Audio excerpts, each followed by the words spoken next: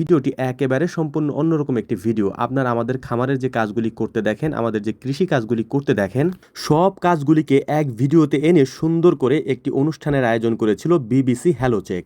আজকের এই ভিডিওতে বিবিসি হ্যালো চেকের ৩ দিন ধরে আমাদের এখানে শুটিং করা এবং তাদের সেই ভিডিওগুলি ক্যাপচার করার অংশবিশেষ আপনাদেরকে আমরা দেখানোর চেষ্টা করব, কিভাবে তারা শুটিংগুলি করেছিলেন প্রায় ৩ দিন ধরে। সেই সব সিনারিওগুলি আমরা একটা ভিডিওতে তুলে ধরার চেষ্টা করব। তার আগে আপনাদেরকে একটা গুরুত্বপূর্ণ তথ্য দিয়ে দিই। বিবিসি হ্যালো চেক তারা কিন্তু ওই ভিডিওটি প্রকাশ করে দিয়েছে। আপনি ইউটিউব অথবা ফেসবুকে গিয়ে বিবিসি হ্যালো চেক লিখে সার্চ দিলেই আমাদের এই ভিডিওটি এবং তাদের চ্যানেলটা চলে আসবে। আপনি সেখান থেকে এই পরিপূর্ণ সুন্দর ভিডিওটি দেখে নিতে পারেন।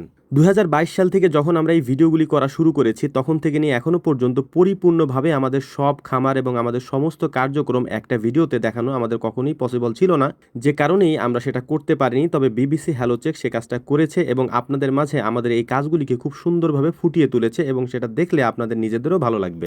এর পাশাপাশি আমাদের শূন্য থেকে উঠে আসা, তারপর আমাদের এখনকার কার্যক্রম এবং কর্মকাণ্ড সমস্ত কিছুই তারা সাক্ষাৎকার অনুযায়ী সেখানে প্রকাশ করেছে। এতক্ষণ তো বললাম তাদের কথা, তারা এখানে কেন এসেছেন এবং কি কাজের জন্য এসেছেন, এই বিষয়গুলি আপনাদের সামনে উপস্থাপন করলাম। এবার খুবই ইন্টারেস্টিং একটা ব্যাপার আপনাদের সাথে শেয়ার করি। সেইটা হচ্ছে, স্বাভাবিকভাবে এ ধরনের অনুষ্ঠানগুলি হয়তো আমাদের সাক্ষাৎকার পর্যন্তই সীমাবদ্ধ থাকে, তবে এত বড় আয়োজন করে সমস্ত কিছুর ভিডিও করা এবং ৩ দিন পর্যন্ত সেগুলি শুটিং করা, এইটা আমাদের এখানকায় একেবারেই বিরল একটি ঘটনা। তার সাথে এখানে উপস্থাপক হিসেবে ছিলেন মহসিনুল হাকিম ভাই, যেটা আমরা আগে থেকেই আপনাদের মাঝে প্রকাশ করেছি।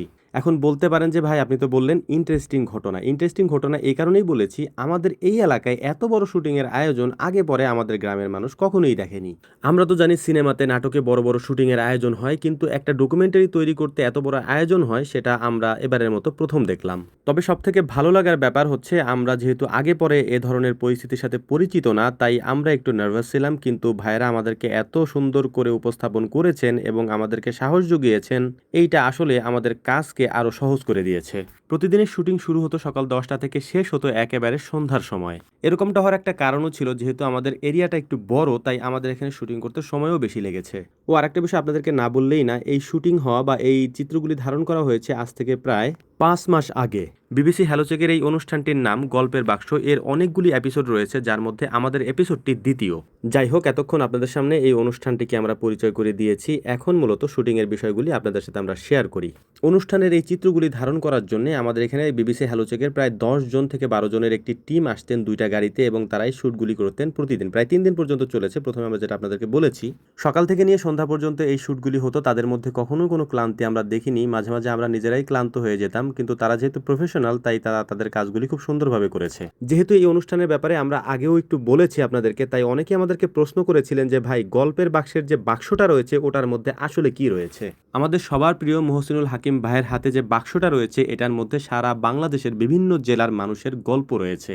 বিবিসি হ্যালো চেক এই গল্পগুলি সংগ্রহ করেছেন এবং এর পাশাপাশি তারা এমন একজন মানুষকে দিয়ে এটি উপস্থাপন করিয়েছেন যেটা আসলে সবারই ভালো লাগবে, এটা যারা দেখেছেন। এবং একটা এপিসোড যেহেতু প্রকাশিত হয়েছে, আজকে আমাদেরটা হচ্ছে, এরই ধারাবাহিকতায় আস্তে আস্তে বাকি এপিসোডগুলিও প্রকাশিত হবে, সেগুলিও আপনাদের ভালো লাগবে ইনশাআল্লাহ। একটা বিষয় আপনাদেরকে বলি, আমাদেরও মাঝে মাঝে মনে চায় যে আমাদের সমস্ত কার্যক্রমগুলি আমরা একটা ভিডিওতে এনে আপনাদেরকে দেখাই, কিন্তু হয় কি, ধরেন আমরা একটা ভিডিও যদি শ্যুট করি, ওই একটা ভিডিও আপনাদেরকে দেখাইতে দেখাইতে আমাদের 3 থেকে 400 মিনিট শ্যুট করা লাগে। এই কারণে আসলে একটা ভিডিওর বাইরে গিয়ে সমস্ত ভিডিও একত্রিত করে আপনাদেরকে দেখানোটা আমাদের পসিবল হয় না। এটা না হওয়ার পিছনে কারণ হচ্ছে, আমরা প্রতিদিন তার সবগুলি কাজ করি না। আমরা প্রতিদিন যে কাজগুলি করি সেগুলি আমরা ভিডিও করি এবং আপনাদের সামনে উপস্থাপন করি। একসাথে সমস্ত কাজগুলি তো করা হয় না, যে কারণে আপনাদেরকে দেখানো হয় না। এখানে সই স্বাক্ষরের একটা ব্যাপার আছে। অনেকে জিজ্ঞেস করতে পারেন যে এটা কেন। এটা মূলত হচ্ছে তাদের একটা ক্রাইটেরিয়া, অর্থাৎ তাদের একটা নিয়ম, যেটা আমাদেরকে ফলো করতে হবে, এবং এইটা ফলো করে আমাদেরকে সিগনেচার করতে হয়েছে যে কি কি কাজগুলি এখানে হবে, তাতে আমাদের সম্মতি আছে কিনা, এই টাইপের একটা কিছু, যেটা আমরা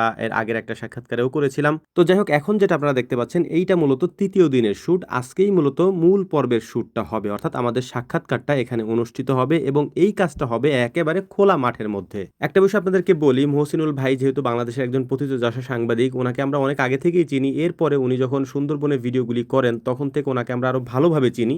ওনাকে যখন সামনাসামনি আমরা দেখেছি, তখন আমাদের কাছে মনে হয়েছিল যে হয়তো তিনি হয়তো আমাদের সাথে কথা বলবেন না, অথবা তার সাথে হয়তো কিভাবে আমরা মিশবো, কিন্তু তিনি আমাদের এখানকার মানুষের সাথে এমনভাবে মিশেছেন যেটা আসলে আমরা দেখে খুবই অবাক হয়েছি। তার ছোট্ট একটা নমুনা আপনাদেরকে বলি, ভাই যখন এখান থেকে চলে যান, চলে যাওয়ার পরে আমাদের এখানকার প্রত্যেকটা ছেলেপেলে ওনার কথা এত প্রশংসা করেছে যেটা আসলে অবাক করার মতো, এবং সবাই খুব খুশি হয়েছে ওনার ব্যবহারে এবং ওনার মিশে যাওয়ার ব্যাপারগুলি দেখে। তবে সবথেকে গুরুত্বপূর্ণ একটা বিষয় কি, এখানে যারা কাজ করতে এসেছিলেন, আমি আগেই বলেছি ওনারা খুবই প্রফেশনাল। ওনারা যদি আমাদেরকে খুব ভালোভাবে গাইড না করতেন বা আমাদেরকে বুঝিয়ে বুঝিয়ে না দিতেন, তাহলে আমাদের জন্য এই কাজগুলি করা অনেকটা কঠিন একটা ব্যাপার হয়ে দাঁড়াইতো। বিশেষ করে এই টিমে যারা এসেছিলেন 10 থেকে 12 জনের মতো, তারা সবাই খুবই প্রফেশনাল এবং আমাদেরকে খুব সুন্দরভাবে কাজগুলি করতে সহযোগিতা করেছেন এবং আমরাও করতে পেরেছি ওনাদের সহযোগিতায়। শেষ দিনের শুটিংয়ে আমাদের ফরিদপুরের কয়েকজন ভাইও এসেছিলেন, তার মধ্যে অন্যতম আমাদের সবার প্রিয় মুন্সি এনায়েত ভাই, এর পাশাপাশি চান্দু ভাই এসেছিলেন, আরও এক ভাই এসেছিলেন। এভাবে সবার সাথে সাক্ষাৎ হওয়াতে খুব ভালো লেগেছে এবং খুব ভালো একটা সময়ও আমাদের কেটেছে। তবে শেষের সময় আপনাদেরকে কিছু কথা বলি, এখানে কি কি শুট হয়েছে এবং আপনারা কি কি দেখতে পাবেন সে বিষয়গুলো আপনাদেরকে বলে দিই।